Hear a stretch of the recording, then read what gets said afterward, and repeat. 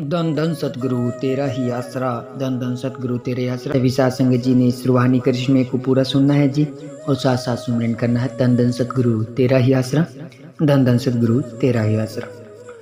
प्रेमी सुखदेव सिंह, गांव दरांग वाला, जिला फाजिल्का से सच्चे पातशाह जी की अपार रहमत व महान उपकार के बारे में इस प्रकार लिखता है। मेरे गांव के कुछ लोग मेरे से ईर्ष्या व दुश्मनी रखते थे। वे मेरी जान के पक्के दुश्मन बने हुए थे तथा हमेशा ताक में रहते थे कि कब अवसर मिले और वह मुझे खत्म कर दे। उस समय मैं अपने गांव में अकेला ही प्रेमी था। वहां पर मेरा दूसरा कोई भी मददगार नहीं था। सन 1982 में एक दिन मैं परम पिताजी के दर्शनों के लिए दरबार में गया।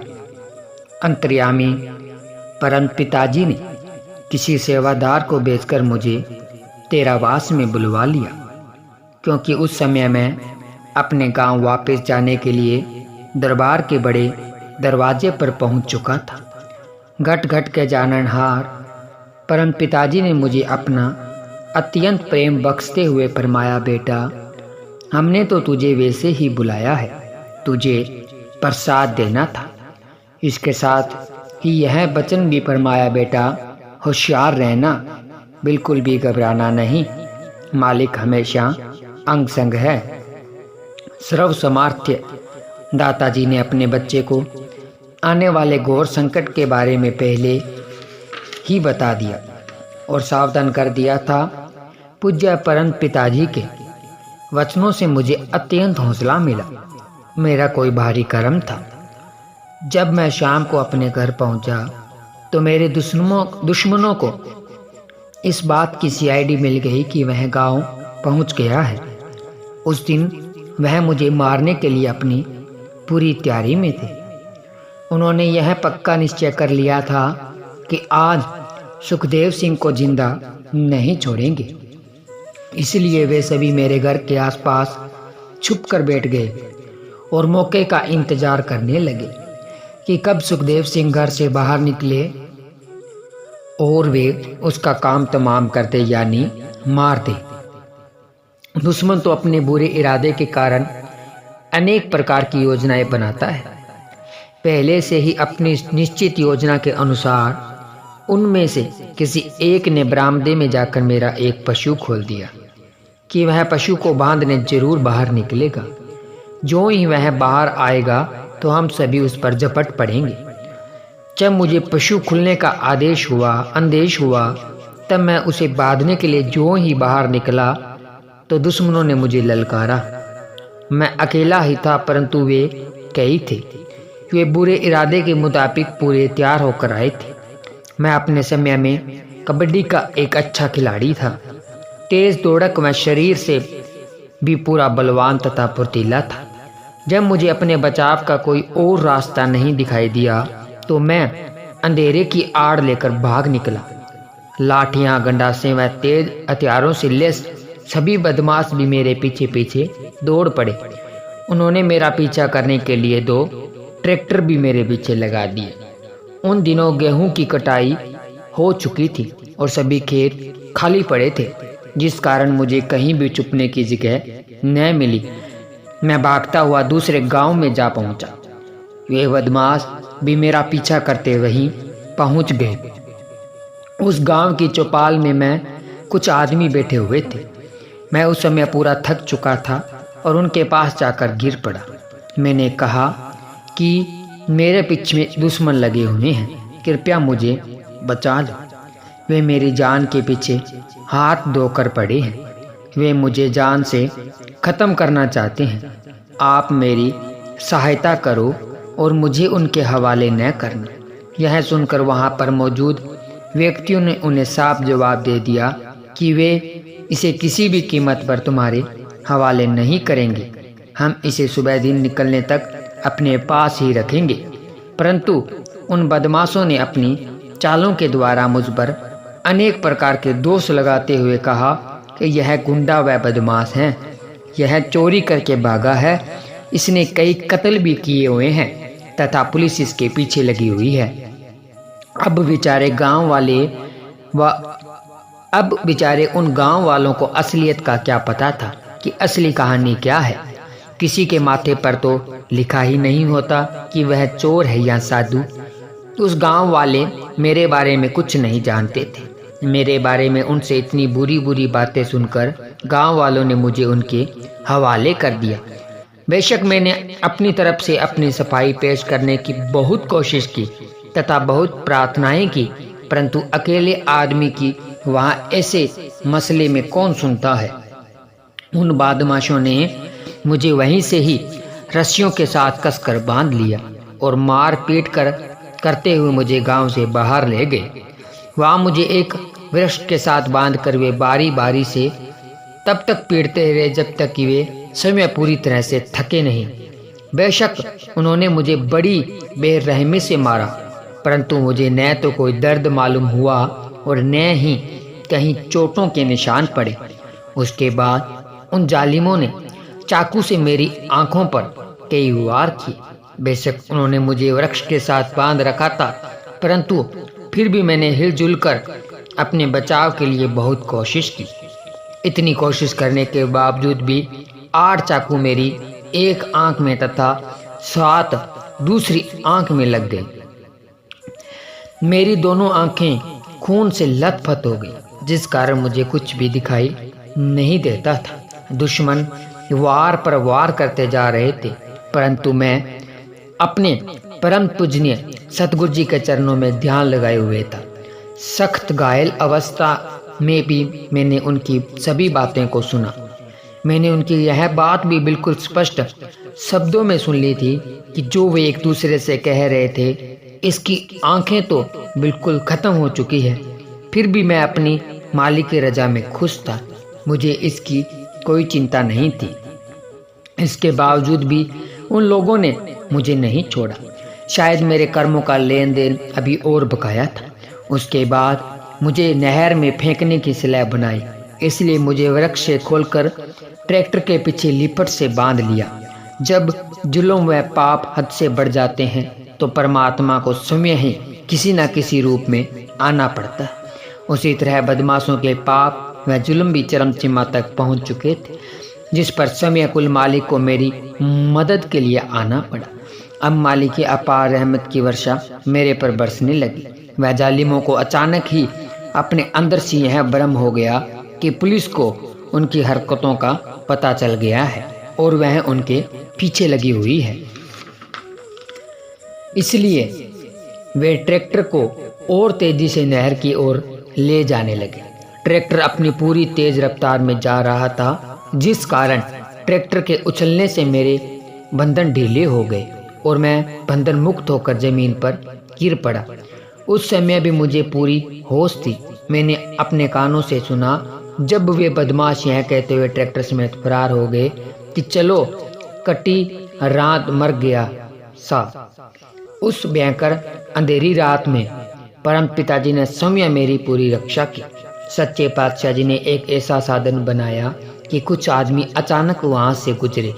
उन्होंने मुझे सख्त जख्मी में बेहोशी की हालत में पड़ा देखा तो वे मुझे उठाकर अपने गांव ले गए। अगले दिन उन्होंने मुझे अस्पताल में दाखिल करवा दिया। सत ब्रह्मचारी सेवादार मोहनलाल भी उन्हीं दिनों अपनी जमीन के संबंध में गांव ध्रांगवाला में गया हुआ था। जब उसे मेरे बारे में पता चला तो वह अपना सारा काम वहीं पर छोड़कर मेरी संभाल में लग गया। सत ब्रह्मचारी सेवादार मोहनलाल जी ने भी मेरी संभाल में सेवा आदि की पूरी जिम्मेवारी अपने हाथ में ले ली थी। अस्पताल के सभी डॉक्टरों ने मोहनलाल तथा अन्य सेवादार प्रेमियों को बताया कि सुखदेव सिंह की आंखों में कई घाव तो बहुत ही खतरनाक है, जिसकी वजह से इसकी आंखों की रोशनी बिल्कुल खत्म हो चुकी है और इसका बचना भी बड़ा मुश्किल है, क्योंकि उसके शरीर में इन्फेक्शन हो गया है। यह सुनकर सभी सेवादार प्रेमियों के होश उड़ गए।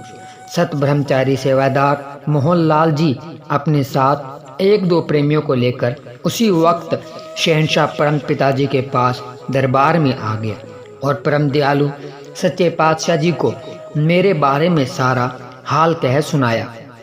कुल मालिक जी ने उस समय अपने पवित्र मुख से यह वचन फरमाया, भाई सुखदेव सिंह ने तो बहुत बुरी तरह मरना था और इससे भी अधिक दुख उठाने थे। उसके कर्म तो बहुत ही सख्त थे, परंतु अब फिक्र ना करो, अब हम उसका बाल भी बांका नहीं होने देंगे और नए ही गर्म हवा लगने देंगे। शहनशाहों के शहनशाह परम पिताजी के इलाही वचनों तथा उनकी दया मेहर के द्वारा उसी दिन से मेरी उस गंभीर स्थिति में दिन प्रतिदिन सुधार होने लगा और मैं कुछ ही दिनों में समय उठने बैठने के योग्य हो गया। डॉक्टरों ने लिखित रूप में यह दावा किया कि इसकी आंखों की रोशनी कभी भी वापस नहीं आ सकती, परंतु कुल मालिक जी की बख्शिश व अपार रहमत द्वारा मुझे दोनों आंखों से साफ दिखाई देने लग गया। जिस जीव पर खुद परमात्मा दयाल हो जाए तो उसकी सभी मुश्किलें अपने आप ही हल हो जाती है। उसी प्रकार कुल मालिक की कृपा से मेरा बाल भी बांका नहीं हुआ। पुलिस में FIR तो पहले ही दर्ज करवा दी गई थी।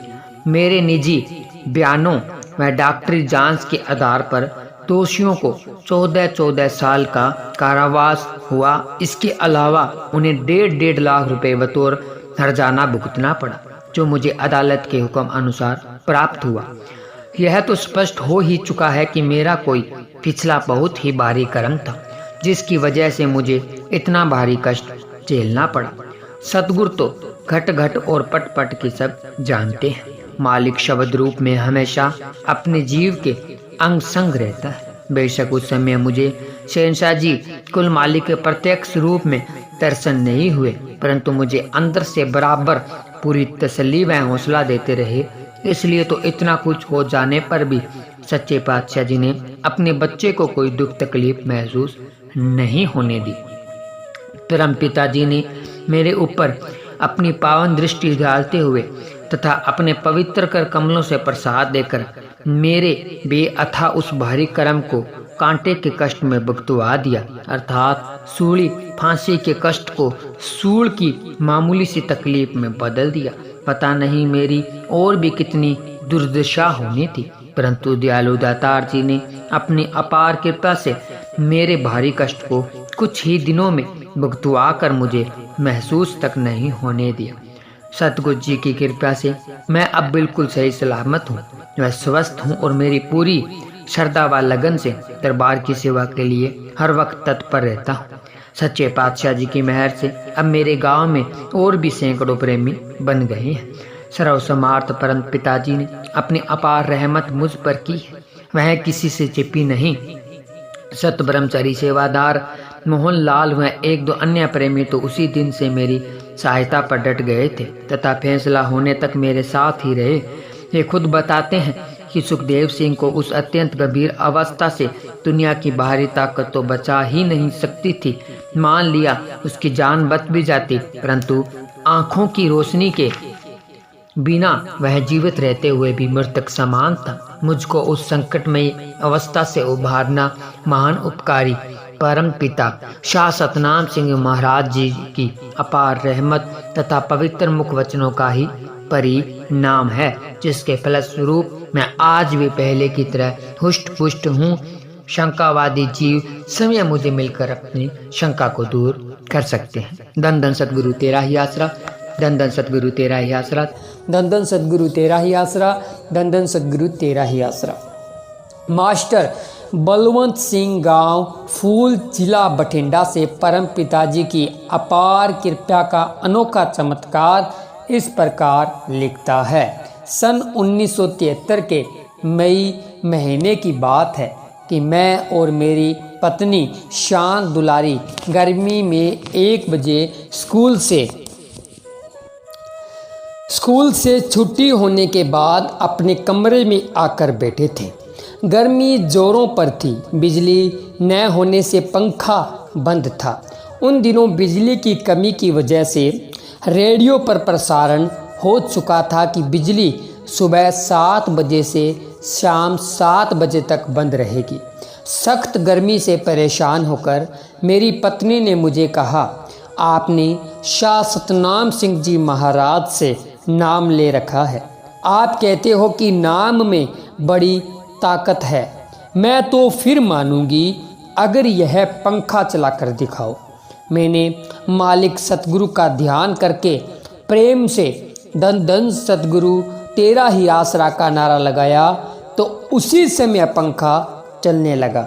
2-3 मिनट चलकर पंखा रुक गया, लेकिन मेरी पत्नी अपने मन के पीछे लगकर कहने लगी कि यह तो वैसे कुदरती तौर से ही चल सकता है, यह आपके नारा लगाने से नहीं चला।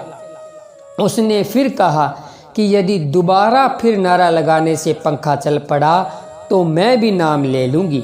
उसने यह शर्त भी लगाई कि यदि पंखा नारा लगाने से चल पड़ा तो वह तुझे 10 रुपये इनाम भी देगी, यदि पंखा न चला तो आपको देने पड़ेंगे। मैंने अपने सतगुरु पर भरोसा करके वह उनके चरणों में ध्यान लगाकर विनती की, हे सतगुरु आप मेरी लाज रखने के लिए एक बार फिर से पंखा चला दो। मैंने फिर धन धन सतगुरु तेरा ही आसरा का नारा लगाया। अंत पंखा फौरन चल पड़ा। वह 3-4 मिनट पूरा तेज चलकर बंद हो गया। फिर भी मेरी पत्नी ने अपनी तसल्ली करने के लिए अपने पड़ोसी से जाकर पता किया कि उनका पंखा भी अभी अभी 3-4 मिनट के लिए चला था। पड़ोसियों ने बताया कि उनके पंखे की स्विच चालू है, परंतु हमारे पंखे सुबह से बंद है तथा बिजली 1 मिनट के लिए भी नहीं आई। उसके बाद मेरी पत्नी ने शहंशाह परम पिताजी का धन्यवाद किया। वह कहा कि नाम में तो अथाह शक्ति है। इसके बाद मेरी पत्नी ने भी नाम शब्द की दात प्राप्त कर ली। कुल मालिक शहंशाह जी जीवों को नाम देकर उनका 84 का चक्कर तो काटते ही हैं, साथ में इस दुनिया में रहते हुए प्रेमियों की छोटी छोटी अर्ज भी पूरी करते हैं। धन्य है सतगुरु सच्चे पातशाह जी, जिनके गुणों को न तो लिखा जा सकता है और न ही गाया जा सकता है। शाह सतनाम जी की गुण तेरे गा सका, तेरी मेहरदा की बदला चुका सका। साडी ता दुहाई है शहनशाह दातिया, तू वाली दो जहान दा पर कोई जानदा, तू वाली दो जहान दा पर कोई जानदा। धन धन सतगुरु तेरा ही आसरा। तो सतगुरु प्यारे की प्यारी साध संगत जी, आप सभी ने सुना कि नाम में कितनी ज़्यादा शक्ति है। एक इस नाम के सहारे बहन ने एक बार तो चलो हम भी सोच लेते हैं भी वैसे ही चल पड़ा होगा, लेकिन दूसरे बार फिर नारा लगाकर पंखा चलना और सतगुरु की इस एक छोटी सी अर्ज को, अपने भगत की इस एक छोटी सी अर्ज को मान लेना, वैसे दुनियादारी के हिसाब से देखा जाए तो ये बहुत बड़ी है, लेकिन सतगुरु के लिए एक छोटी सी अर्ज होती है। जो इंसान अपने सतगुरु के ऊपर दृढ़ विश्वास रखता है ना, जिसको अपने सतगुरु के ऊपर विश्वास है, 3 वचनों पे ठोकर पैरा देता है, तो उसकी हर एक जायज़ मांग सतगुरु जी जरूर पूरी करते हैं। और आपने इस चमत्कार में भी देख लिया होगा कि इसमें किस प्रकार शहंशाह जी ने अपने प्रेमी की लाज रखी। और उस बहन ने शर्त भी रखी थी और उसके बाद में उसने ये भी कहा था कि अगर पंखा चल पड़ा तो मैं जाकर नाम ले लूँगी। तो सतगुरु प्यारे की प्यारी साध संगत जी, नाम में बेशुमार शक्तियाँ हैं और अगर आप लगातार इस नाम के सुमरन करते हैं तो हर गम चिंता परेशानी से ये आपको आज़ाद करवा देता है। इसीलिए पूज्य गुरु जी कहते हैं कि अगर आप सुबह शाम 15-15 मिनट भी सुबह शाम अगर इस नाम का जाप करते हैं तो भी आने वाले दिनों में, कुछ ही महीनों में आपके घर के हालात, आपके शरीर के हालात, आपके काम धंधे के हालात, सब के सब हालात बदल जाएंगे आने वाले कुछ महीनों में ही। धन धन सतगुरु तेरा ही आसरा, धन धन सतगुरु तेरा ही आसरा। धन धन सतगुरु तेरा ही आसरा। एक छोटा सा पीपा जिसमें आटे की कैपेसिटी सिर्फ 10 से 15 किलो की हो और उस आटे से हजारों बहन भाइयों ने लंगर खा लिया हो और उसके बाद में भी उस पीपे में उतना ही ज्यों का त्यों वही आटा पड़ा रहे, ऐसा अद्भुत खेल तो आपने पहले कभी नहीं सुना होगा। और न ही ऐसा कभी चमत्कार सुना होगा। ऐसा ही चमत्कार साईं जी का खेला हुआ एक अविश्वसनीय अद्भुत चमत्कार हम आज आप सभी के लिए लेकर आए हैं। तो आप सभी ने वीडियो को पूरा देखना है और वीडियो को लाइक शेयर, चैनल को सब्सक्राइब जरूर करना है। संत महात्मा समय समय के अनुसार ऐसे खेल खेलते रहते हैं जो कि आम इंसान की समझ से परे होते हैं। ऐसे ही खेल शहंशाह साईं शाह मस्ताना जी बहुत सारे ऐसे अद्भुत खेल खेला करते थे और दुनिया देखकर हैरान रह जाती थी। शुरू करते हैं सरसा शहर से। प्रेमी रामशरण खजांची बेपरवा जी का एक बहुत पुराना सत्संगी था। वह दरबार का सेवादार भी रहा है। प्रेमी बेपरवा जी के एक अद्भुत प्रत्यक्ष करिश्मे का इस प्रकार वर्णन करता है। यह घटना 1959 की है। एक बार बेपरवा मस्ताना जी महाराज दिल्ली गए। उनके साथ लगभग 15-20 सेवादार प्रेमी भी थे। बेपरवा जी दिल्ली में अपने सेवादारों के साथ लाला रखा राम सांगला वाले के घर पर ठहरे। लाला रखा राम हजूर बाबा सावन सिंह जी महाराज का सत्संगी था। बेपरवा मस्ताना जी पहले जब भी बिलोचिस्तान से ब्यास आते जाते तो आमतौर पर उसके घर ही ठहरा करते थे। रखा राम बेपरवा जी के दर्शन करके बहुत खुश हुआ। रात को बेपरवा जी ने वहाँ पर सत्संग लगाया। सारी रात शब्द व कवालियाँ आदि चलती रही। सुबह होने पर सच्चे पातशाह जी अपने सेवादारों के साथ कनाट प्लेस की और घूमने चले गए और वहाँ से दोपहर को वापस उनके घर आ गए। रखा राम की पत्नी ने दोपहर का लंगर तैयार कर रखा था। बेपरवा जी के हुक्म से सभी सेवादारों ने खूब प्रेम से लंगर खाया। लंगर पानी से फारिग होने के बाद रखा राम ने बेपरवा जी के पास अर्ज की, साईं जी आप कितने दिन यहाँ पर और ठहरेंगे? क्योंकि उन दिनों दिल्ली में आटा आदि राशन कार्डों पर मिलता था। इसलिए रखा राम कहने लगा कि आप जी जितने दिन भी यहाँ ठहरेंगे उतने दिनों के लिए आरजी राशन कार्ड बनवा लेते हैं। इस पर शहंशाहों के शहंशाह मस्ताना जी महाराज ने हुक्म फरमाया, भाई राशन कार्ड नहीं बनाना, हम कल को ही चले जाएंगे। बेपरवा जी की मौज। दूसरी रात भी उसी तरह रात भर मजलिस चलती रही और दिन निकलने पर अपने सेवादारों के साथ बाहर घूमने को शहंशाह जी चले गए। दोपहर तक घूमने के बाद वापस आए और पहले दिन की तरह सारी साथ संगत ने लंगर खाया। इसी तरह यह प्रोग्राम करीब 20 दिन तक चलता रहा। प्रतिदिन रात भर मजलिस चलती। सुबह बेपरवा जी घूमने निकल जाते। दोपहर को वापस आकर लंगर खाकर 2 घंटे वहीं पर आराम करते।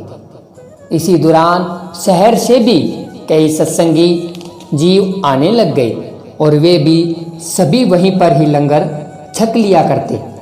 रखा राम ने फिर कभी राशन कार्ड का जिक्र तक भी नहीं किया। बेपरवा मस्ताना जी महाराज 20 दिन रखा राम के घर रहने के बाद दरबार वापस आ गए। उधर रखा राम ने अपनी पत्नी से पूछा कि इतने दिन आटा कहाँ से आता रहा। इस पर उसकी पत्नी आटे वाला पिंपा ही उठा लाई। उसने बताया कि वह तो इसी पिंपे में से ही निकालती रही है। आज भी इसमें उतना ही आटा पड़ा है जितना कि बेपरवा मस्ताना जी के आने से पहले था। सतगुरु जी का यह कौतक करिश्मा देखकर रखा राम आश्चर्यचकित रह गया।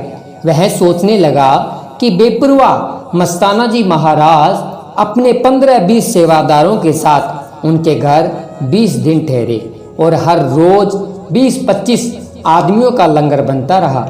इतना आटा हर रोज इसी पीपे में से ही निकलता रहा है। मान लो यदि पीपे में उस वक्त 12-15 किलो आटा था तो वह 20 आदमियों के लिए कितने दिन चलता। मगर वहाँ तो पूरे 20 दिन उसी पीपे से आटा निकलता रहा। और लंगर बनता रहा, परंतु फिर भी उतने का उतना आटा पीपे में पड़ा है जितना कि पहले दिन था। सतगुरु जी की अपार रहमत का भेद रखा राम ज़्यादा देर तक अपने पास न रख सका, अर्थात वह बात रखा राम हजम न कर सका। सतगुरु का वह राज उसने कई लोगों के सामने खोल दिया। फिर क्या था, वह बात धीरे धीरे बेपरवाह जी के पास भी पहुंच गई। सरव समार दातार कुल मालिक बेपरवाह जी ने खुशी राम को बुलाकर हुक्म फरमाया, भाई अभी इसी वक्त दिल्ली जाकर रखा राम के घर से आटे वाला वह करामती पीपा लेकर वहाँ यमुना नदी में बहा दे। इसके साथ ही बेपरवाह जी ने अपने पवित्र मुख से स्पष्ट किया, अगर सतगुरु का यह राज लाला रखा राम किसी के सामने न खोलता तो चाहे वह सारी उम्र सारी दुनिया को भी उसी पीपे से आटा निकालकर भोजन खिलाता रहता तो भी उसमें से आटा कभी खत्म नहीं होना था, उतने का उतना ही पीपे से भरा रहता। रखा राम ने अपने मुर्शिद पर एतबार नहीं किया और दूसरों के आगे वह राज जाहिर कर दिया। अपने मुर्शिद के हुक्म अनुसार खुशी राम ने दिल्ली जाकर पहला काम वहीं किया। रखा राम के घर से वह आटे वाला करामती पीपा उनसे लेकर यमुना नदी में बहा दिया। कुल मालिक के ऐसे निराले खेलों को कोई अधिकारी जीव ही समझ सकता है। जिन जीवों को अपने मुर्शिद दातार पर पूर्ण भरोसा नहीं होता, वह सतगुरु जी की रहमत को प्राप्त करने से खाली रहते हैं और खाली रह जाते हैं तथा बाद में सारी आयु पश्चाताप ही करते हैं। धन धन सतगुरु तेरा ही आसरा, धन धन सतगुरु तेरा ही आसरा।